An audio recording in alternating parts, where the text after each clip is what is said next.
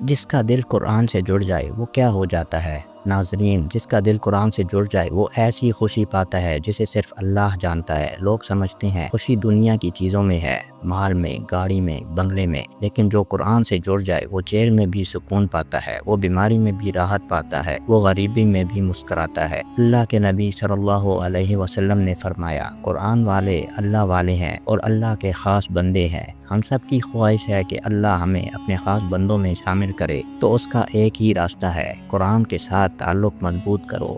قرآن بیمار کا علاج ہے، غمزدہ کے لیے سکون ہے، فقیر کے لیے خزانہ ہے اور گناہگار کے لیے بخشش کا ذریعہ ہے۔ یہ وہ کتاب ہے جو قبر میں روشنی بنے گی اور قیامت کے دن شفاعت کرے گی۔ دعا ہے، اللہ ہمارے دلوں کو قرآن سے وابستہ فرمائے، ہمیں قرآن کا عاشق بنا دے اور ہمیں اہل قرآن میں شامل فرمائے جو تیرے خاص اور مقرب بندے ہیں۔